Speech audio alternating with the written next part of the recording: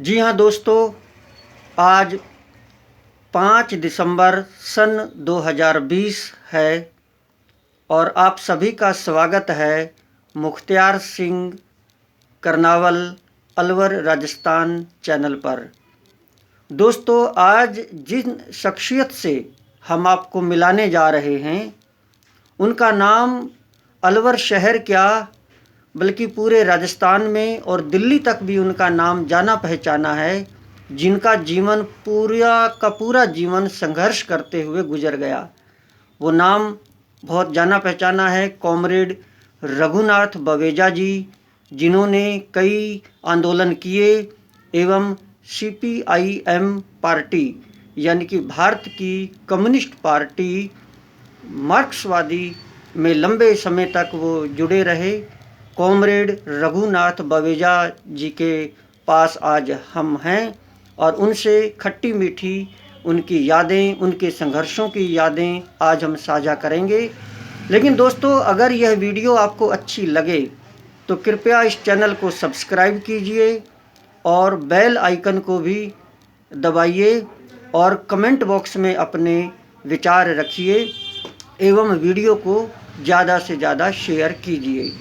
तो जी हाँ, बिना देरी किए अब हम मिलते हैं उनसे, कॉमरेड रघुनाथ बवेजा जी को। कॉमरेड लाल सलाम। लाल सलाम। लाल सलाम। कॉमरेड, हम ये जानना चाहते हैं कि आजकल आप कहाँ रहते हैं?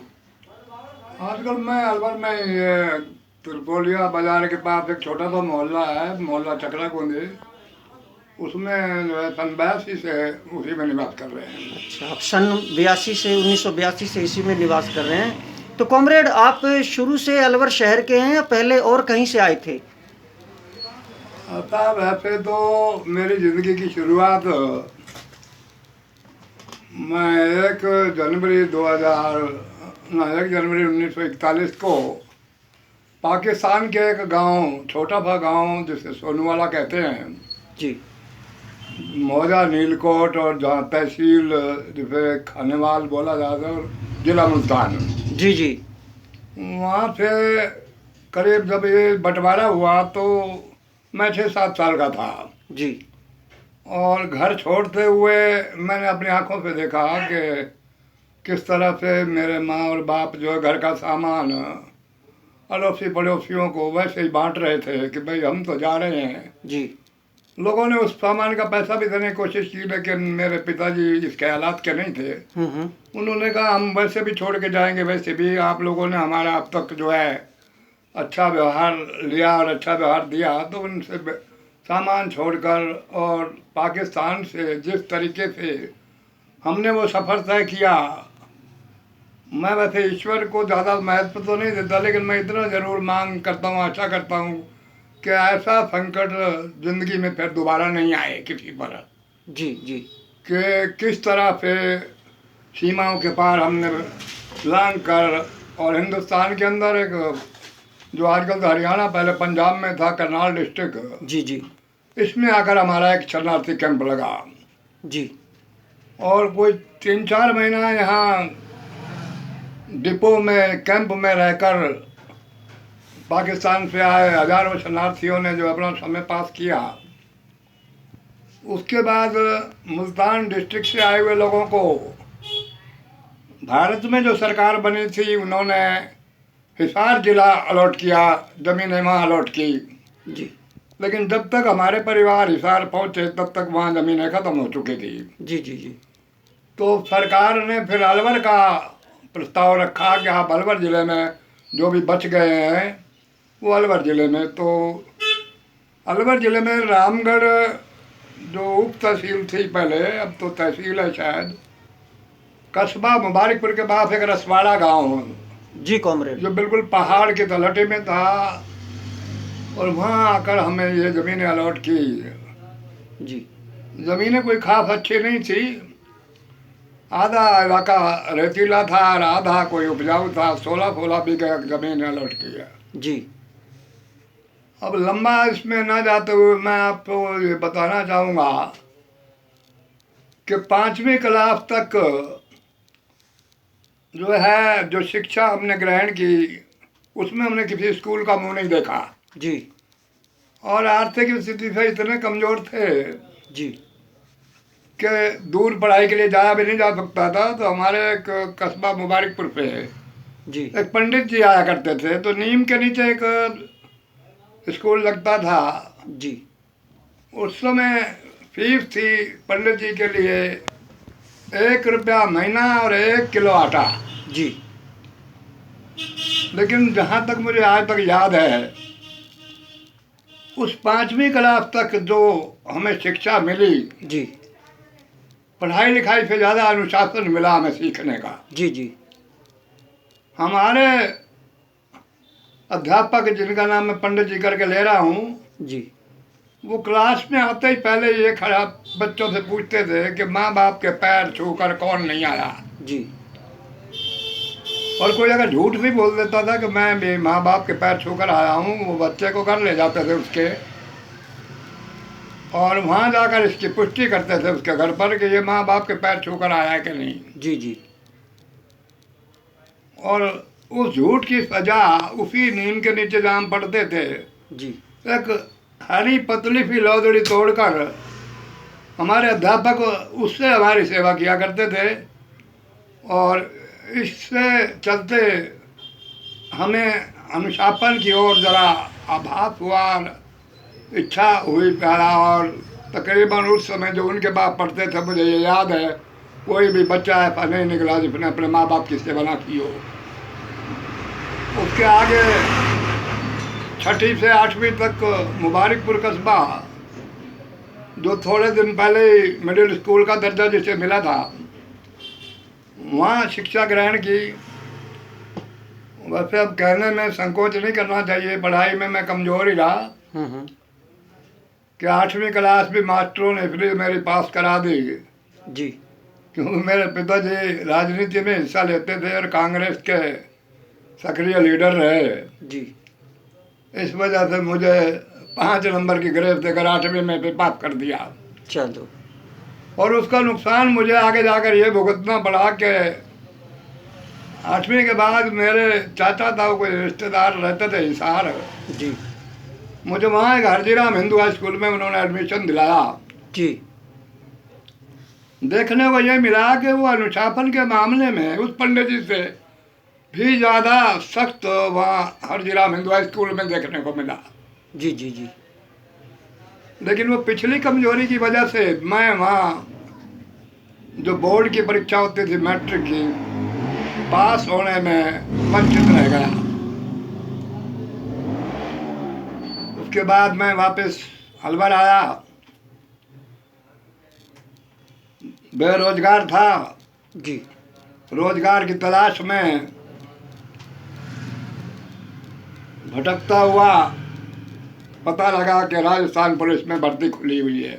जी जी तो पिताजी ने सिफारिश लगवाकर उस टाइम रामगढ़ विधानसभा की एमएलए महोदया श्रीमती उमा माथुर थी, जी पंचायत समिति के प्रधान कांग्रेस लीडर जयकिशन शर्मा थे। इन्होंने अलवर एसपी से कहकर, जैसे मुझे 8वीं में सिफारिश से पास होना पड़ा, तो नौकरी भी मुझे ऐसे सिफारिश से ही वो मिली। लेकिन मैं ख्यालात से शुरू से ही जी भ्रष्टाचार के खिलाफ, शोषण के खिलाफ, जी ये पहले से ही मेरे दिमाग में कुड़बुड़ाते रहते थे इस तरह के। जी जी और मैं देखता था कि कांग्रेस पार्टी के जितने लीडर थे उसमें मेरे पिताजी भी थे। जी उनकी गतिविधियां ऐसी नहीं थी कि सभी के लिए हम उनको बधाई दें। जी जी तो इन्होंने भर्ती तो मुझे करा दिया। यहाँ पे ट्रेनिंग के बाद मुझे जयपुर मेरा ट्रांसफ़र हुआ। जी एक समय की आपको घटना बताऊं कि मुझे नौकरी छोड़ने के लिए क्यों मजबूर होना पड़ा। जी जी कि बड़ी चौपड़ पर, जयपुर में बड़ी चौपड़ पर मुझे ट्रैफिक की ट्रेनिंग देने के लिए जो है वहाँ तैनात किया गया। जी जी और मेरे पास सीनियर 1-2 कांस्टेबल और थे। जी तो मैंने देखा वहाँ एक महिला कार चलाकर आई और बीच चौराहे पर खड़ी करके और एक वो सब्जी के ठेली पटरी वाले से सब्जी खरीदने चली गई। जी। वहाँ थोड़ा पर ट्रैफिक जाम होने की दिक्कत होने लगी। मैंने उस कार का कई बार हॉर्न बजाया, लेकिन उस मैडम ने झांक लिया, लेकिन वहाँ पे हटाने की कोशिश नहीं की। जी। मैंने उसकी चाबी निकाल कर अपनी जेब में और अपने वापस चौराहे पर अपनी ड्यूटी पर आ गया। जी। वो आई, उसको किसी ने बताया कि ट्रैफिक के कांस्टेबल ने आपके कार की चाबी निकाल ली। मुझसे वो आते या भद्र व्यवहार में बोली, लेकिन मैंने उसकी चाबी नहीं लौटाई और मैंने उससे सीनियर कांस्टेबल से कहा जी। कि भाई इसका तो चालान करना बहुत ज़रूरी है। जी। वो इस गुस्से में सीधी, मुझे तो मालूम नहीं था कहाँ चली गई, लेकिन थोड़ी ही देर में एक जीप पुलिस की आई जिसमें एक इंस्पेक्टर साहब भी बैठे थे। जी। और उन्होंने उन कांस्टेबलों से पूछा कि इस कार की चाबी किसने निकाली है। जी। कांस्टेबलों ने मेरी ओर इशारा किया तो मेरे वो पुलिस विभाग की जीप मुझे बैठा कर जलेबी चौक जहाँ DIG का ऑफिस था जी। वहाँ ले गए और उन्होंने कहा DIG के सामने पेश हो जाओ। जी। चाबी मेरी जेब में थी। मैं अंदर गया, साहब को फलूट मारा। जी। मैं देख के हैरान हुआ कि वो मैडम वहीं बैठी हुई थी जी। और ऐसी सीट पर बैठी हुई थी कि जिससे मैं कह नहीं सकता। अच्छा। मुझे देखे लाल पीले होकर DIG साहब बोले, चाबी आपने निकाली है, क्यों निकाली है? मैंने कहा साहब मैं ट्रेनिंग में था, सीख रहा था जी। कि गुनाहगार को कैसे जी। जी। सजा दी जाए। करेक्ट। अभी चाबी मेरी जेब में, कार वहाँ खड़ी है, आप मालूम करवा सकते हो। अब भी वो गलत जगह खड़ी है, सही जगह खड़ी है, आप देख लीजिए। जी। जी। मुझे उन्होंने कहा ठीक है, नौकरी करनी है कि नहीं। जी। मैंने अपनी बेल्ट खोली, उनके टेबल पर रख दी जी।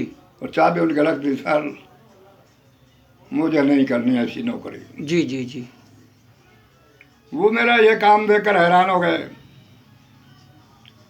इंस्पेक्टर जो मुझे ले गया था एकदम पकड़ के बाल लाया, कहने लगा आपको ऐसा नहीं करना चाहिए था। जी। मैंने कहा नहीं, मुझे ऐसा ही करना चाहिए था। इस महकमे में मैं इस महकमे के लायक नहीं हूँ। जी। जी। तो मैं जैसे ही मैंने बेल्ट खोल के बाहर रखी,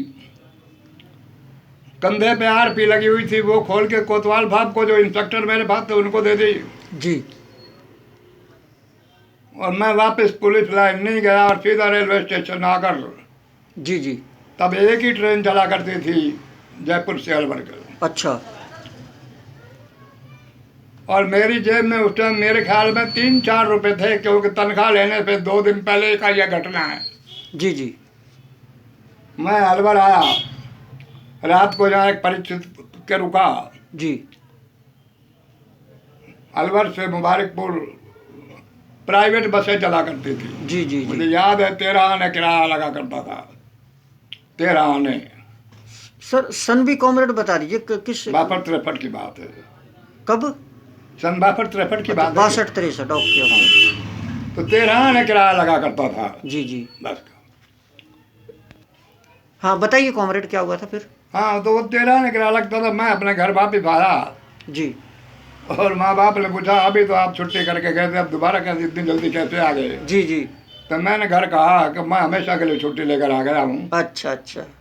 और उसके बाद मैंने वहाँ मुबारकपुर के चौक पे एक साइकिल की दुकान खोल ली। अच्छा। रिपेयरिंग की। जी। जी। जी। जहाँ से मेरा राजनीतिक जीवन क्षेत्र में जुड़ाव शुरू होता है। अच्छा अच्छा। उस इलाके में तब कम्युनिस्ट पार्टियों का काफ़ी दबदबा था। जी। अक्सर वो मेरी दुकान पर चौक पे थी मुबारकपुर कस्बे में। जी। और कम्युनिस्ट पार्टी की या कोई भी विपक्षी पार्टियों की आम सभा उस चौक पे हुआ करती थी। जी। भारतीय कम्युनिस्ट पार्टी का ज़्यादा दबदबा था। मैं इतना समझ भी नहीं थी कि कितनी कम्युनिस्ट पार्टियां हैं। जी मुझे ये मालूम नहीं था कि मार्क्सवादी कम्युनिस्ट पार्टी अलग है, नक्सलवादी अलग है, भारतीय कम्युनिस्ट पार्टी अलग है। जी जी लेकिन बारात हथौड़े का झंडा सबके बाप एक होता था, तो मैं समझता था भारतीय कम्युनिस्ट पार्टी है। जी उन दौरान में हारूमल तौलानी जी एक चर्चित नेता थे जी और किसानों के मनचाहे नेता थे। जी जी और इनकी आम सभाओं को देखकर और इनके पैदल चलकर घर घर प्रचार करने को देखकर जी जी मैं इनसे बहुत प्रभावित हुआ। जी जी मैंने उनसे अनुरोध किया एक दिन जी। वहीं जब वो आम सभा करने आए जी जी कि कामरेड मैं भी इस पार्टी में शामिल होना चाहता हूँ। जी जी तो उन्होंने कोई खास गौर नहीं दिया मेरी तरफ। जी जब उनको ये पता लगा कि इनके पिता कट्टर कांग्रेसी हैं जी जी जी तो उन्होंने मुझे ज़्यादा महत्व नहीं दिया। अच्छा तो कोई साल 2 साल के अरसे के बाद, जी जी 4 साल के अरसे के बाद जी जी मैं वहाँ से दुकान छोड़कर अलवर में आकर मैंने दुकान खोली। जी जी जी तो शाम को दुकान बंद करने के बाद, घर खाना खाने के बाद शाम को मेरी आदत थी कि पान खाने के लिए बाजार में आ जाया करता था। जी तो मैंने देखा होप सर्कस पर लाल झंडे लगे हुए हैं, बहुत एक आम सभा हो रही है। जी लेकिन मैंने ये ध्यान नहीं दिया कि भारतीय कम्युनिस्ट पार्टी की है, मार्क्सवादी कम्युनिस्ट पार्टी की है। जी जी तो वहाँ मुझे नए लीडर कामरेड हरिराम चौहान जी जी वो भाषण करते हुए मिले। हाँ जी और मैंने भाषण सुनने वाले से पूछा ये साहब कौन है। जी बोले एससी से हैं, बहुत गरीब आदमी हैं और पूरी ज़िंदगी इनकी इसी पार्टी में ही चल रही है। जी जी तो जैसे ही मीटिंग ख़त्म हुई जी तो वो स्टेज से नीचे उतरे और मैंने उनके आगे अपना आग्रह दोहराया जी कि सर मैं इस पार्टी का जो है सदस्य बनना चाहता हूँ। जी कॉमरेड। तो उन्होंने कहा अभी आधा घंटा रुको यहाँ। जी जी थोड़ी देर में जब समाप्त हो गई मीटिंग, जी कटले में कामरेड ईश्वरी दत्त शर्मा जी की दुकान थी कोई पान की। जी जी जी मैं शाम को घर पे निकलता था 2 रुपये जेब में रखकर, क्योंकि 2 रुपये का ही पान आता था। जी जी वो मुझे उस दुकान पर ले गए, उन्होंने मेरा फार्म भरा और फार्म की फीस भी 2 रुपये थी। जी कॉमरेड। तो उस दिन मैंने पान नहीं खाया और फार्म भरा और मार्क्सवादी पार्टी का जी मैं मेंबर हो गया। जी जी जी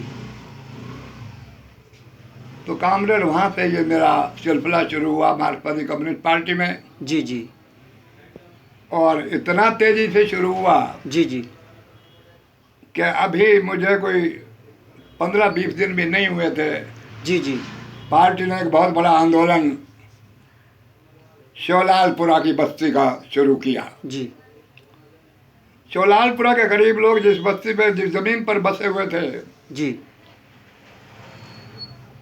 वो दूसरे लोग धन्ना सेठों की जमीन थी जी और ये शायद 20-50 सालों से बसे हुए थे। जी और वो धन्ना सेठ अदालतों के जरिए, पुलिस के जरिए, पैसे के बल पर जी इनसे वो जमीन खाली कराना चाहते थे। जी जी उस आंदोलन में हरिराम जी ने मेरी उंगली पकड़कर अपने साथ रखा। जी तो आप ताजुब करोगे, मुझे अभी 20-25 दिन भी मेंबर बने नहीं हुए थे जी और सीधा जेल में ठोक दिया इनके साथ। जी जी और 10 दिन तक मैं जेल में रहा। जी जी और मुझे कोई बात नहीं थी, लेकिन मैं सोचता रहा कि मेरे घर वाले क्या सोच रहे होंगे, जी मेरे परिवार वाले क्या सोच रहे होंगे, मेरे रिश्तेदार क्या सोच रहे होंगे, कौन से जुर्म में चला गया, जी जी कौन सा गलत काम कर दिया।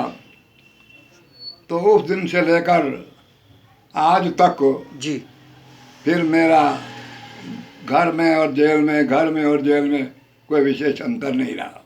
वो आप पहली बार जेल गए थे तब? हाँ, पहली बार उस टाइम में। तो ये जब आपने पार्टी ज्वाइन की तब कोई सन ध्यान है क्या आपको? कौन सा सन था? क्या बोले? सन कौन से सन में ज्वाइन की आपने पार्टी? मैंने ये पार्टी सन 70 के करीब था। 70 के करीब आपने ज्वाइन हाँ की जी। थी। और आपके जो एक तरह से राजनीतिक गुरु रहे वो कॉमरेड हरिराम चौहान।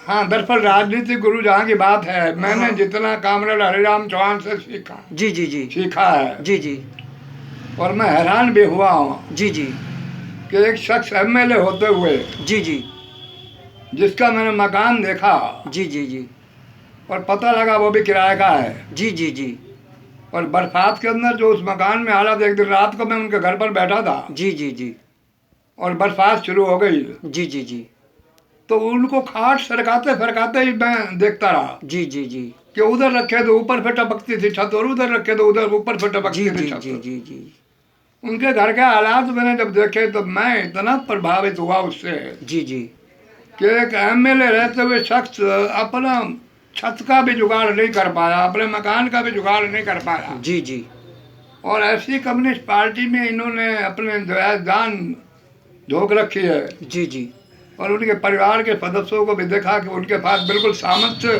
बैठाए हुए हैं, जी जी उनके सहयोगी कर रहे हैं। जी जी तो उस दिन से फिर मैंने भी ये तय कर लिया जी और मैंने भी पीछे मुड़कर नहीं देखा। जी और मेरे अंदाजे में तो जहाँ तक ये है कि अलवर जिले के अंदर जी जी विरोधी पार्टियों में जी जी जितनी बार जेल जी कॉमरेड जितनी बार जेल कॉमरेड हरिराम चौहान गए, जी जी जी जितने आंदोलन कॉमरेड हरिराम चौहान के नेतृत्व में जी जी अलवर के मार्क्सवादी कम्युनिस्ट पार्टी ने किए, जी जितने मुकदमे जी जी कॉमरेड हरिराम चौहान पर लगे, जी जी जो परेशानियां आर्थिक स्थिति का मुकाबला जिस ढंग से उन्होंने किया, जी जी मैंने आज तक अलवर जिले में ऐसा कोई लीडर नहीं देखा। जी जी और मैंने भी यही चेष्टा रही जी जी कि मैं इतना इनसे प्रभावित हुआ, जी जी जी और खैर मैं उनके जितना तो नहीं कर पाया, और ना कभी मुझे ये उम्मीद है कि कोई और नेता या कार्यकर्ता जी, जी। उनकी उस सीमा को लांघ पाएगा। जी जी जी आज के हालात में मुझे ऐसा नजर नहीं आता, जी जी लेकिन हाँ मैं भी इस नौबत तक पहुंचा जी जी कि जब केंद्र सरकार ने, इंदिरा गांधी की सरकार ने जी जी सन 1975 के अंदर, जी जी कोई ज़्यादा अरफा नहीं हुआ था मुझे पार्टी का मेंबर बने, 5 साल ही हुए थे। जी जी 75 के अंदर जो है जून में 25 जून को आपातकाल घोषित किया, जी जी तो अलवर जिले में सबसे पहले मेरी गिरफ्तारी की गई। अच्छा वारंट नंबर अलवर जिले में एक मेरे नाम इशू किया गया, अच्छा और वो भी एक ऐसे कानून में जी जी जिसे मीसा एक्ट कहते हैं, जी जी जिसके अंदर न वकील था, जी न अपील थी, जी जी न कोई दलील थी। जी जी जी मेरा कहने का मतलब कोर्ट के अंदर हम नहीं जा सकते थे,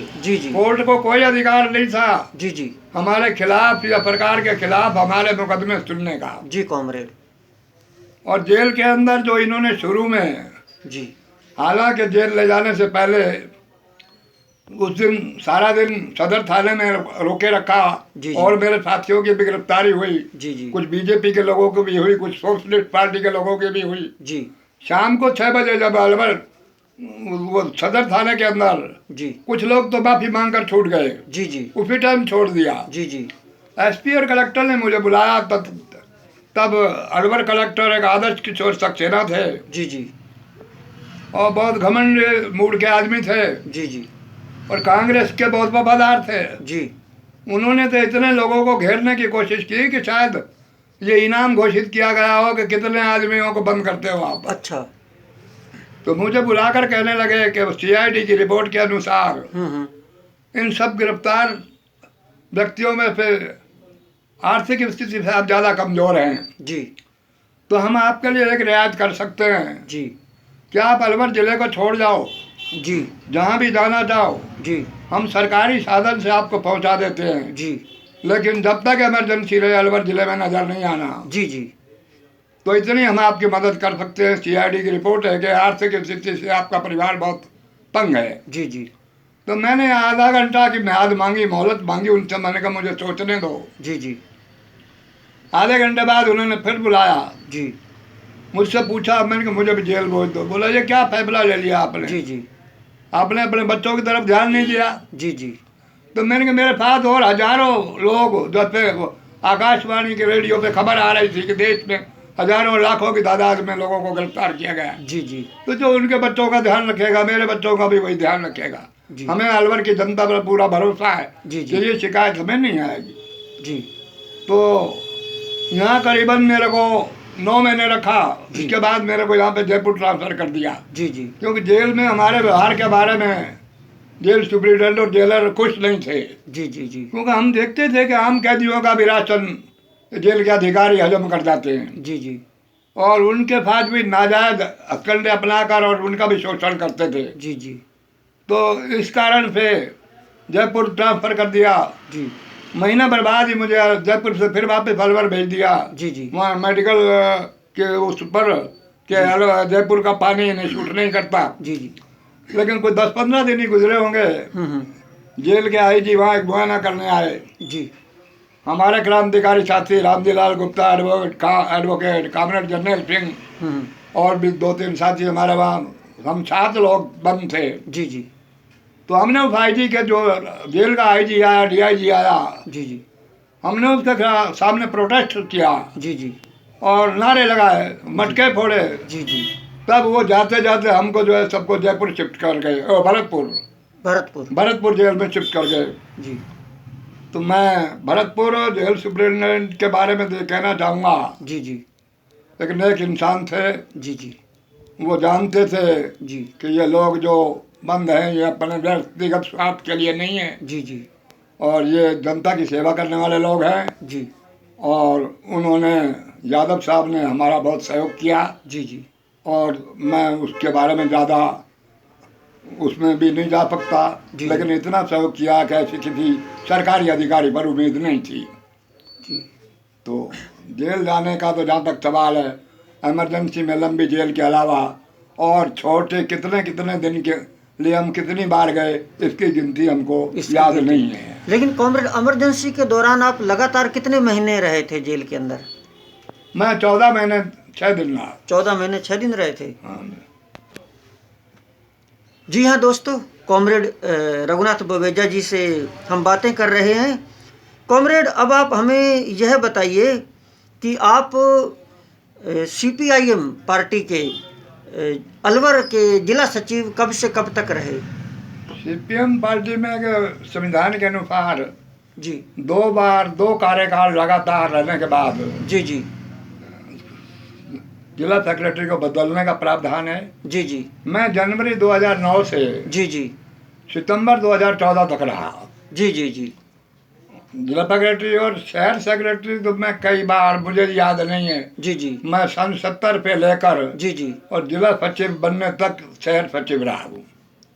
आप राजस्थान की CPIM पार्टी के राज्य कमेटी के भी सदस्य रहे हाँ थे? बिल्कुल, राज्य कमेटी का भी मैं 6 साल तक सदस्य रहा हूँ। अच्छा, उसमें भी आप रहे थे। और इसके अलावा CPIM पार्टी के अलावा आपने और भी कई संगठनों में कार्य किया है? मैं कई यूनियनों का, जैसे न्यू विक्रम टेम्पो यूनियन, जी ड्राइवर क्लीनर्स यूनियन, जी जी फल सब्जी ठेली पटरी यूनियन, जी जी इनका तो मैं कई यूनियनों का अध्यक्ष रहा हूँ। जी जी और अब भी मौजूदा भी मैं फल सब्जी ठेली पटरी यूनियन और अलवर जिला निर्माण श्रमिक यूनियन का भी अध्यक्ष हूँ। जी जी जी और सेंट्रल ट्रेड यूनियन सीटू का भी मैं लगातार 12 साल तक जिले का अध्यक्ष रहा हूँ। अच्छा अच्छा। तो अपने कार्यकाल के दौरान आपका किन राष्ट्रीय नेताओं से आपकी मुलाकात होती रही? आप देखो भाई, राजस्थान के अंदर मेरी पार्टी के नेता सभी क्रांतिकारी नेता ही हैं। जी जी और वासुदेव शर्मा जी भी प्रांतीय सेक्रेटरी रहे पार्टी के, जी जी उनसे भी मैं बहुत प्रभावित हुआ हूँ। और कामरेड अमराराम जी हैं आजकल मौजूद, जी जी और इनसे भी मैं, और कामरेड दुलीचंद मीणा, कामरेड रविंद्र शुक्ला, जी जी जी कामरेड हरेंद्र सिंह, जी जी और इस तरह काफ़ी जो है कामरेड हैं जिनके नाम मेरे को याद भी हैं और कई भूलने के कागार पे।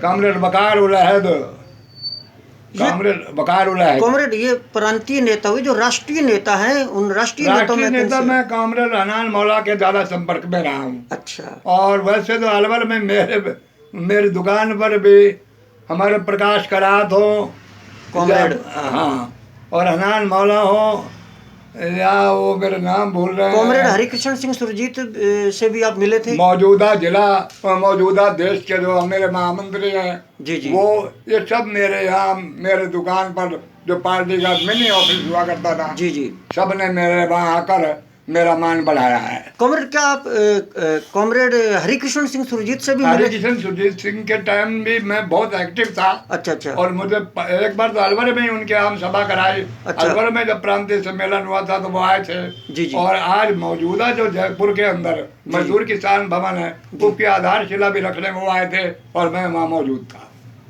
आज के जो राष्ट्रीय महासचिव हैं सीपीआईएम पार्टी के, कॉमरेड सीताराम सीताराम येचुरी। येचुरी भी 3-4 बार मेरे मिनी ऑफिस मेरी दुकान पर आ चुके हैं। जी जी जी। और उनके साथ फोटो ग्रुप भी है। जी जी हनान जी। मौला जी के साथ भी फोटो ग्रुप है। जी जी जी। और प्रकाश करात जी के साथ भी फोटो ग्रुप है। और इस मौजूदा भी इसमें भी प्रकाश करात जी का फोटो लगा जी हुआ जी। है। कॉमरेड, ऐसा कई बार सुनने में आ जाता है कि आप इतने लंबे समय तक भारत की कम्युनिस्ट पार्टी मार्क्सवादी में आंदोलन करते रहे। आजकल ऐसे सुना है कि आपने पार्टी से किनारा कर रखा है, क्या ये सत्य है? ऐसा सन 1914 में, 2014 में जी और 2013 में मुझे 2 बार अटैक आ चुका है। जी जी जी। 1 सितंबर 2014 को भी अटैक हुआ जो मुझे ओह। दिल्ली तक एडमिट कराया मेरे बच्चों ने। जी जी। उसके बाद मुझे कुछ मेडिकल सलाह के अनुसार, हिदायतों के अनुसार जी जी जी। ज़्यादा चलने फिरने से मना कर दिया था। जी जी जी। और वो ट्रीटमेंट ही ऐसा था जी कि मैं बहुत सीमित दायरे में, बाकी ये जरूरी नहीं है कि केवल कम्युनिस्ट पार्टियों का मेंबर रह के ही वो कम्युनिस्ट होता है। जी जी। कम्युनिस्ट तो वो बिना मेंबर रह भी रह सकता है। वो उसके आचरण से ही महसूस होता है किसी भी व्यक्ति से कि इनकी विचारधारा क्या है। जी जी। मैं आज भी कम्युनिस्ट हूँ, पहले भी कम्युनिस्ट था। जी जी। और शायद दुनिया तो कहती है मरने तक, मैं मरने के बाद तक भी कम्युनिस्ट रहूँगा। क्या बात है कॉमरेड, क्या बात है।